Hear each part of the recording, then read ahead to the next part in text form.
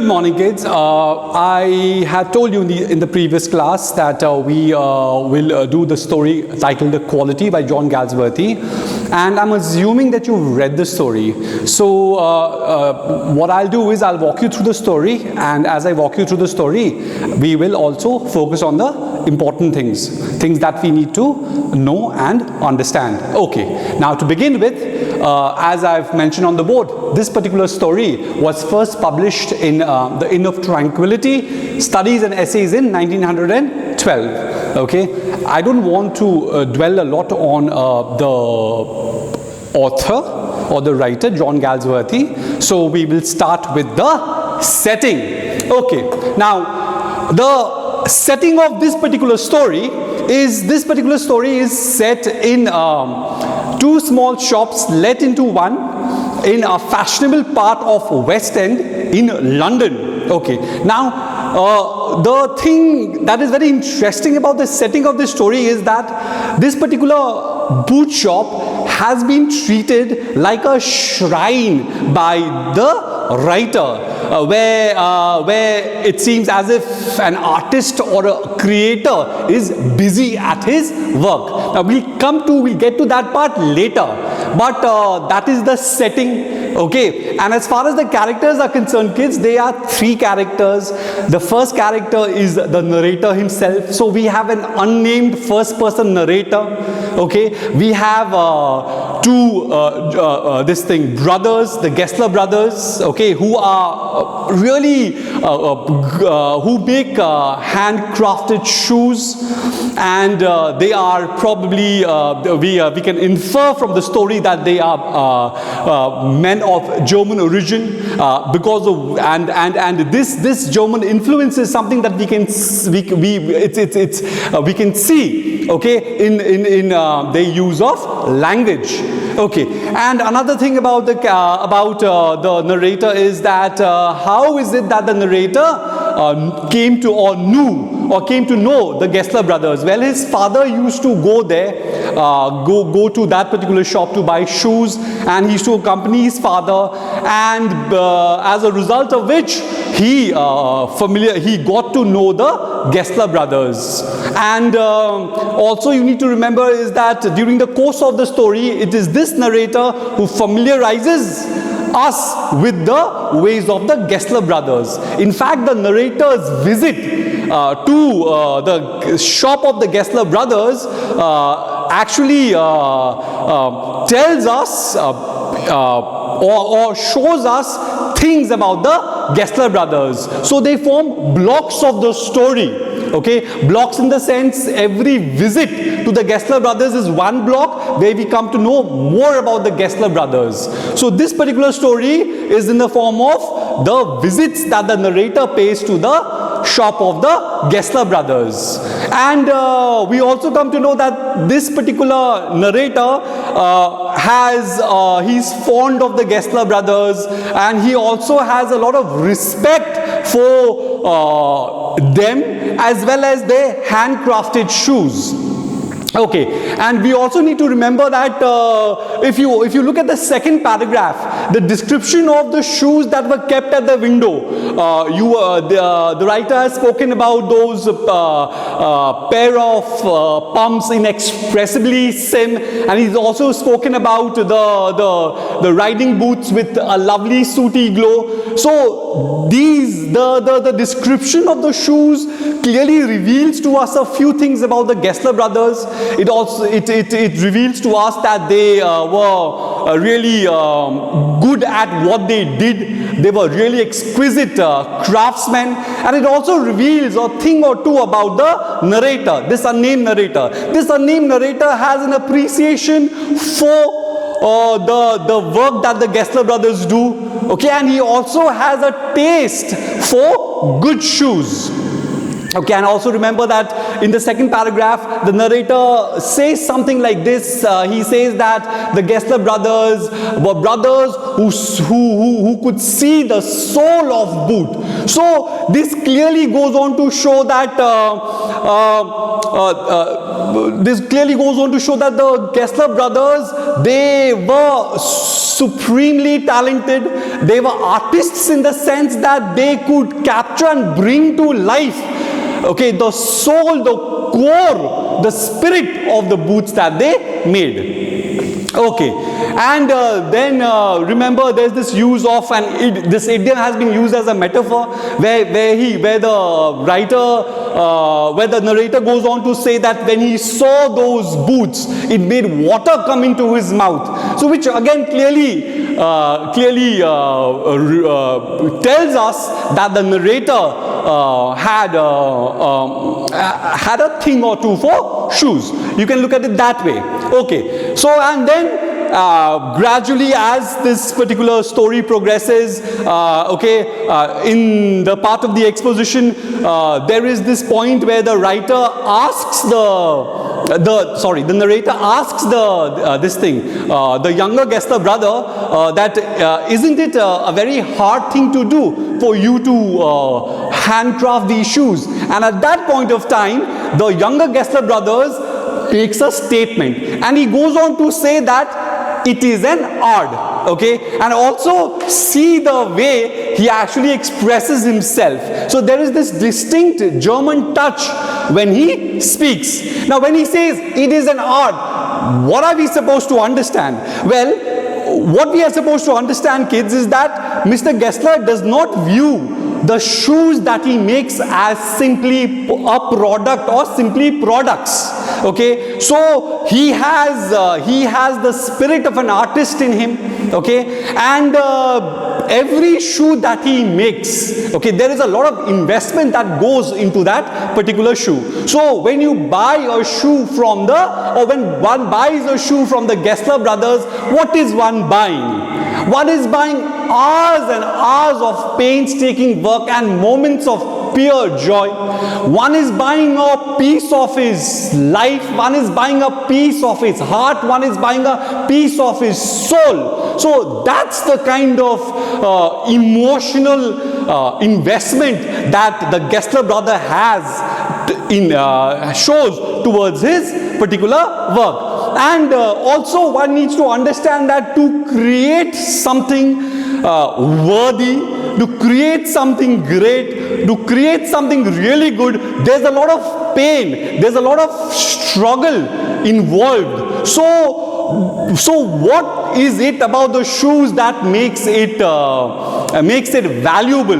What is it about the shoes that makes it worthy? Well, the fact that he put in hours and hours of labor, so much of concentration involved in handcrafting those shoes, so the difficulty and the painstaking work to produce a pair that is superb, that is the perfect fit, that is the perfect shape, that is made of the best leather. So the difficulty involved in making that particular pair is what makes those shoes worthy and valuable. Okay, so from this particular part as well, it is an art. We also come to know that Mr. Gessler, and here the protagonist or the main person or the main character of the story is the younger Gessler brother.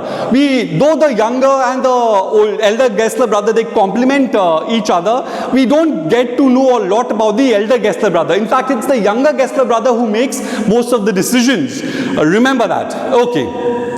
So this particular younger Gessler brother had this, he was, you could call him a perfectionist. He had this, he was driven by a sense of the ideal. So despite we usually have this impression that we usually associate art with paintings and sculptures and books and music, but the idea being that shoemaking is obviously a very humble profession, but the idea being that irrespective of of what you do, if you do that work with passion, if you involve yourself, or if you immerse yourself in that, immerse yourself doing that work, okay, you will go on to create something wonderful. You will, that in itself is a reward. So this particular Gessler brother, remember, he's driven by that artistic impulse to create, and not only to create, but to create something really extraordinary, to create something wonderful. Okay, so I think I have more or less covered this part. It is an art. Okay, and then when you, in the subsequent part, when you read the story, okay, there is one very interesting thing that this particular writer has done. What this writer has done, okay, and what the narrator says is this, that he says that he says that the younger Gessler brother resembled leather. And there's this lovely line in the story. The line says that leather is reads like this: leather is a sardonic substance, stiff and slow of purpose.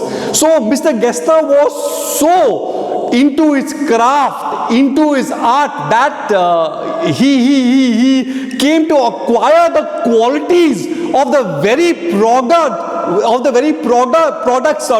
with which he built those particular shoes. And another point is this, that remember that he always used the best quality leather while making his shoes, and his shoes also lasted for a long time. These are points that are there in your story. So there's another thing about leather is, what is leather symbolic of? Well, leather is symbolic of strength. Leather is also symbolic of durability. But what I want to focus out here is on the strength of this particular material, and we'll get to this part later. Okay, so now we also have to, I remember when I started, I spoke about the setting of this particular story, how this entire story plays out in one particular shop, okay, at West End in London. And the very interesting thing about this particular shop is that this particular shop is treated like a holy place. It's treated like a shrine where, as I said earlier, a creator, it seems one gets the feeling as if a creator is busy at his work or at his creation, busy with creating something. And even when the narrator enters the shop, he enters the shop with a lot of respect. He enters the shop with a lot of reverence. It's as if you are entering a place of worship. So the smell of leather in the shop, the way Mr. Gessler, he walks down, the tap of the bast slippers, and then there is this lovely simile that has been used where Mr. Gessler has been compared to an owl, okay, who has been woken up at daylight, and he's annoyed. He has been annoyed at the interruption. So this clearly goes on to show that Mr. Gessler was totally immersed in his work. He wasn't very social a person, and it also goes on to show us the lonely struggle of the artist. And it was, so he was preoccupied with his work. He spent his days, he spent his nights in that particular shop. So what can we infer from this is that it was, he felt this close connection with his work. We also know that Mr. Gessler was completely in love with his work. For him, it wasn't a tedious, very boring thing to do. For him, crafting those boots was simply a labor of love. Okay, so, and then there is this part where the narrator has written that if he entered the shop and if he wanted a new pair of shoes, what he'd do. And so then the younger Gessler brother would walk down, and then there was a certain ceremony observed. So the way he used to pick up the shoe, and he used to just look at it, okay, and try and figure out how how he could have improved that pair of shoes, how he could have made it better, how by the wearing of it, the narrator has kind of spoiled his masterpiece, that particular part. Okay, so that particular part, when you read it, you can't help but smile. Okay, and it also holds your attention. So then remember that second. When we move on, the writer complains about what? The narrator complains about the boots creaking, and when the narrator complains about the boots having creaked, then at first he doesn't quite believe the narrator, but later on he is humble enough. He has the honesty and the integrity of the artist to tell the narrator that he is more than willing to take the bill as to not charge him for that particular pair of shoes. So this clearly goes on to show that Mr. Gessler was kind of down to earth. He had the quality of humility, and he was more, and that is one of the hallmarks, or that is one of the signs of a true artist. True artists are humble. True artists, they know that though they aspire for perfection, though they aspire to achieve the ideal, but one is not perfect, and one can make mistakes while creating something. So this goes on to show, this particular part goes on to show the humility of the artist. Okay, so then there comes a point of time in the story when he goes to that particular shop, and the narrator, because of some emergency, he buys a pair of shoes from a firm, and then he walks into that shop. So when he walks into that shop, he doesn't realize that he is not wearing a pair made by the Gessler brothers. And the younger Gessler brother, when he sees that particular pair, he opens up to the narrator about the hardships and the struggle that he is facing. We were not aware of his hardship, of his struggles up till that point. But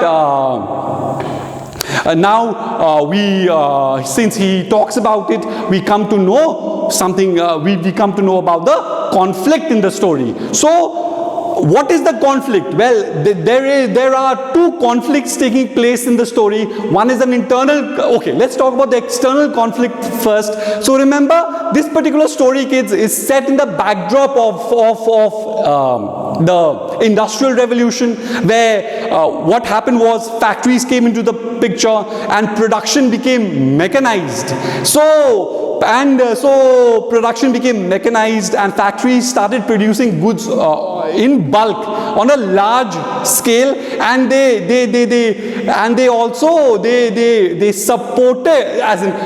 also used a lot of advertising to sell their particular products. So remember, here you have the Gessler brothers. Here we have the Gessler brothers. The Gessler brothers are not that well off, but they make superb shoes, exquisitely crafted shoes. And then here you have, Gessler brothers are also very, especially the Gessler brothers, are very passionate about their work. So on one hand, you have the Gessler brothers who are very, very passionate about their work and who make handcrafted shoes. And on the other hand, what do we have? We have these big firms that make shoes in bulk, and they use advertising to sell it. So there is this conflict between the shop of the Gessler brothers and these huge firms that use advertising to sell their products. Now, that is one thing. So that is the external conflict. So now first of all, before I talk about the internal conflict, I just want us to understand what is the difference between as in working in that shop for the Gessler brothers and for workers working in the factory. Well, remember that Mr. Gessler, the younger Gessler brother, he only made shoes on order. He he selected the raw material, he selected the best quality leather, and he was involved in the creative process, kids, from end to end. In the sense, he designed the shoes in his head, and he also handcrafted his shoes. Okay, so this is element of freedom involved. So he was a craftsman who was free to decide what to do and how to do it. Okay, so he had so unlike in a factory where the workers, as in they don't have. Okay, so in a factory, remember that you have to go, and there are, as in who stipulates the time? It's the owners of the factory who stipulate the time, and also you don't possess the tools that you use, and even the raw material is supplied by the factory. And during the Industrial Revolution, as in what basically happened was, yes, there was this huge movement of people from the rural areas to the urban areas, because factories, they mushroomed, they popped up. Okay, but the conditions of the workers in the factories wasn't that good. Of late, the conditions have changed, but if one were to talk about that time, the workers, they worked from morning to night, and at very low wages, and the working conditions of the factories weren't good. And plus, as in it was not hygienic, and the factories were poorly lit, the factories were crowded, and more than that, the workers were dehumanized in those factories, because there was this disconnect between them and the things that they created. Unlike Mr. Gessler brother, who enjoys a lot of freedom. He is the master of his trade. He's also achieved a lot of mastery because of his painstaking dedication, because of his painstaking hard work. So he is a free man. Okay, and plus, okay, there is this deep connection that he has, that he feels with the products that he makes. So for the Gessler brother, for both the Gessler brothers, they are free. Okay, unlike a factory worker who's chained to the conditions set by the owners of the factory. Okay, and they also feel this, the Gessler brothers feel this connection with the products that they make, but for them, okay, they do not feel this connection with the products that they make. Okay, so we've already spoken about the internal. So okay, fine. Having said that, so now what is the internal? We've already spoken about the external conflict. Now what about the internal conflict? So now here you have a Gessler. Let's just talk about the younger Gessler brother. I want to focus on the younger Gessler brother as of now. So here you have the younger Gessler brother. Okay, so now he's very passionate about his craft, okay, and he believes in what he does. He invests so much in what he does, okay, and so he has a choice. Now, what is the choice? So here, the choice is for him to cave in. The choice is for him to surrender. The choice for him is to follow the trend. The choice for him is to change his methods, okay, to change his methods in order to adapt himself to the changing times, okay, and then, but then he's also fiercely proud. So should he cave into should he surrender to the need of the hour, to the changing times, or should he hold on to his ideal? Should he hold on to the principles that he believes in? So that is the conflict, internal conflict that we get to see. And also the younger Gessler brother, or both the Gessler brothers, they complement each other. Remember, I've already spoken about that. There is a lot of passion involved. So Mr. Gessler, he's not driven by the motive of profit. So for him to create these shoes, it is a lot more than mere profit. It means more to him than mere money making. This particular the act of creating these shoes, it gives meaning to Mr. Gessler's life. He needs to work on those shoes. It has become a part of his life. It has I mean to say, how breathing is important to a human being. Likewise, making those shoes was that important to the younger Gessler brother, as in remembers that's what gave him this sense of fulfillment. So we've already spoken about the external conflict. I've also spoken about the internal conflict being, what should Mr. Gessler do? Should he abide by his principles, or should he, like the firms that are advertising, advertise his shoes, the shoes that he makes? So that is the internal conflict. Okay, and then gradually, as the story progresses, there is this one part where the younger Gessler brother says what?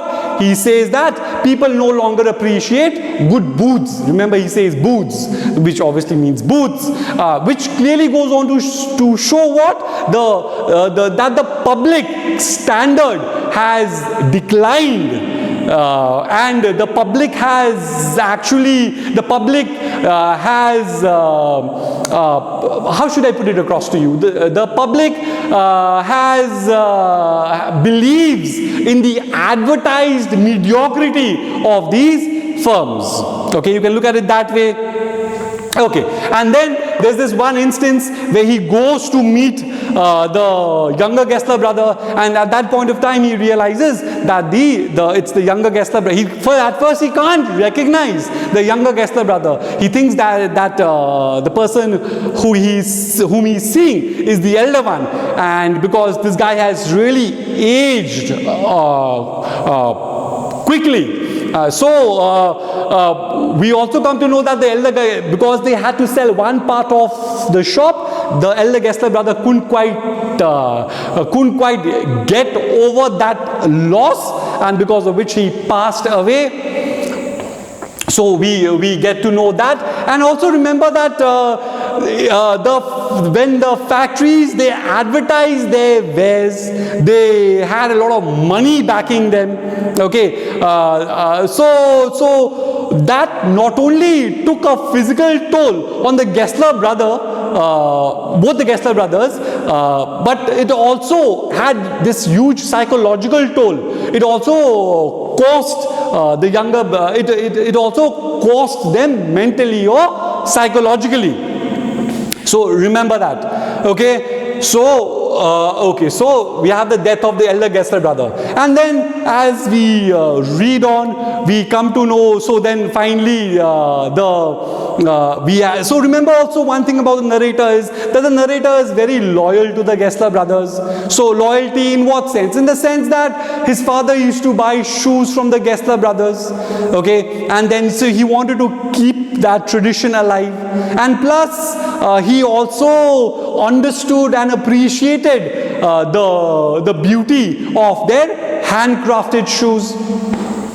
And he also tried in his own small way to help the Gessler brothers. So every instance that he met the Gessler brothers, he tried to buy a few pairs of shoes in order to support the Gessler brothers. And I am sure that it must have been heartbreaking for the narrator to see the condition of the Gessler brothers deteriorate. Because he felt this connection with the Gessler brothers. Otherwise, why would he go to that particular shop? Because, I mean to say, even he could buy shoes from factories, but he felt this connection with the Gessler brothers. That is the reason why he chose to go there. He chose to spend some time with them, and he tried to also help them by buying pairs of shoes. And in the last instance, when the condition of the younger Gessler brother, especially, so the climax of the story is when the younger Gessler brother, remember, finds it very difficult to make these shoes because of the dwindling customer base and because of stiff competition from these firms or factories that advertise their wares. And then towards the resolution, we come to know what? We come to know that, wait, I'm sorry, I just jumped ahead. But remember the last 4 pairs of boots that he orders from the Gessler brothers? The last 4 boots that he orders were the best that the Gessler brother, the younger Gessler brother, had ever made for the narrator. So in spite of the trying circumstances, in spite of so much of loss for the younger Gessler brother, he was so passionate, it didn't really affect him.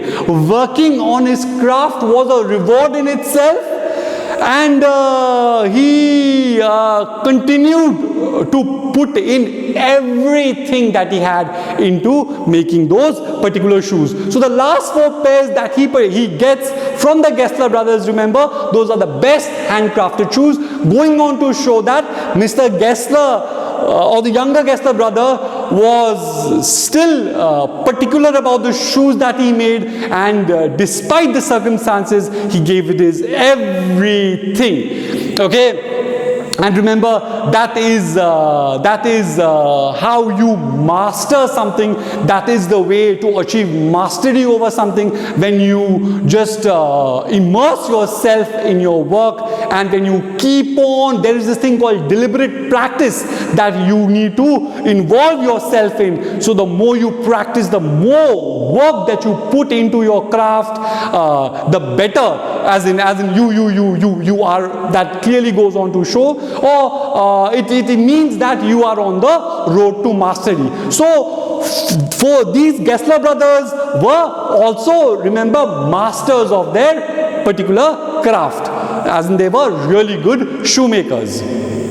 Okay, so, and then towards the end, when we come to know, so this is the resolution part, towards the end when we come to know, when the narrator goes and then he realizes that the younger Gessler brother is dead. There is an Englishman there who tells him that he spent all his money on leather. He wasn't bothered about leather, and he spent most of his money on leather and rent. He wasn't that worried about food and all that.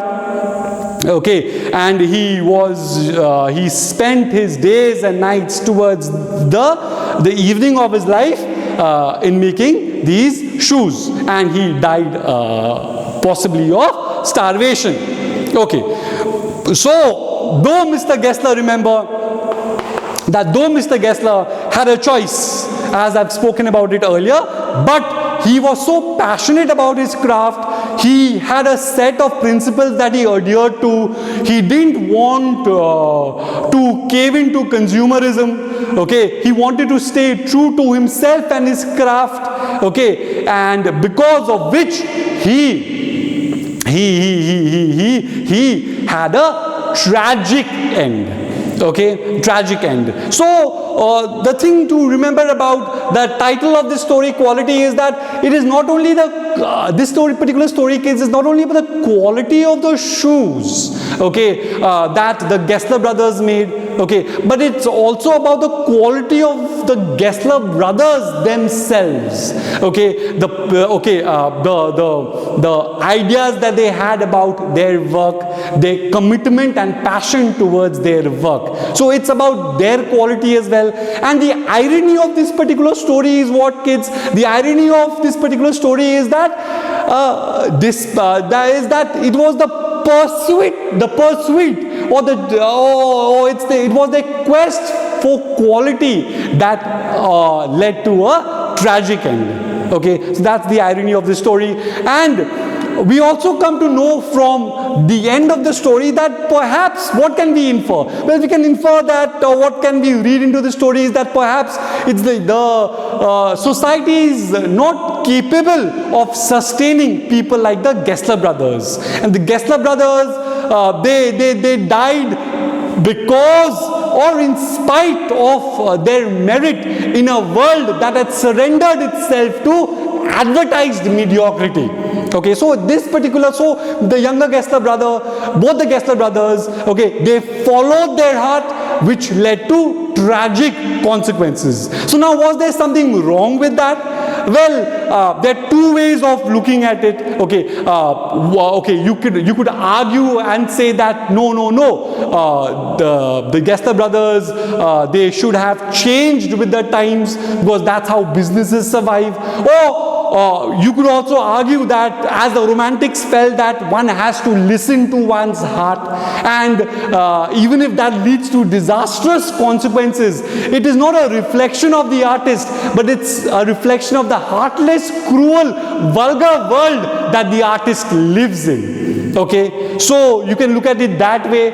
And also, so this particular story is about what? It's about the sensitive, doomed artist who is rejected by a cruel, vulgar world. And we also get this sense of the younger Gessler brother being a martyr. Who's a martyr? A martyr is someone who dies for a cause that he believes in. So we also get this sense of the younger Gessler brother being a martyr who paid the ultimate price for something that he believed in. He is a Christ-like figure, okay, somebody who was rejected by, somebody who is rejected by society, okay, but who dies or who sacrifices his life for what he believes in. Okay, and now, having said that, and we don't have a lot of time, I would just like to tell you a bit about the arts and crafts movement. Okay, and after that we will talk about the themes as well. Okay, now the arts and crafts movement. So okay, let me just start with John Galsworthy. Okay, was someone who believed, kids, that art cannot stay insulated from society, and it's the artist's responsibility to highlight or to write about social problems. Okay, and he supported the arts and crafts movement. Now, what is the arts and crafts movement? Sorry. So this particular movement, kids, in Britain, it started in the latter part of the 19th century, okay, and so basically it was a time where society changed the value that it put into the way things were made, okay, and so the way things were made mattered to the advocates of the arts and crafts movement, okay, and they were really shocked at the effects of mechanized production. They thought that it has a social cost. They thought that it has an environmental cost as well. And there was this link. So there were people who believed that there's this link between the nation's health and the way goods were produced. Okay, and in fact, so there was this very famous advocate and supporter of the arts and crafts movement called John Ruskin. Okay, who said that art is something that's created by the head, the heart, and the hands of man together. Okay, so, and he also felt that the goods that were made in the factories, the goods were dishonest, and that if a good society or moral society lets its workers design the things as well as make the things that they design. He felt that if there's a disconnect or if there's a disconnection between the creator who designs the work, okay, and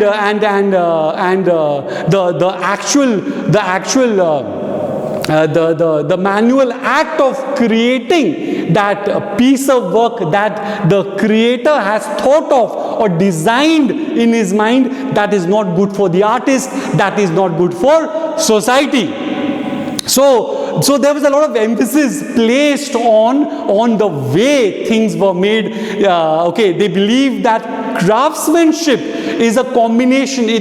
Obviously one has to labor to create something, but along with that labor, together with that labor, there's a certain dignity, okay, that's associated with that labor. Unlike working in a factory, okay, where the work is repetitive, where the work is inhuman, where the work is soulless, a craftsman who's into his work, who is involved in the creative process from end to end. So who is better off? Are the people working in the factory better off, or are these craftsmen, are they better off? So there was this belief that so the people, the advocates of this particular movement, believe that every individual, every human being has to be engaged in creative work, and that creative fulfilling work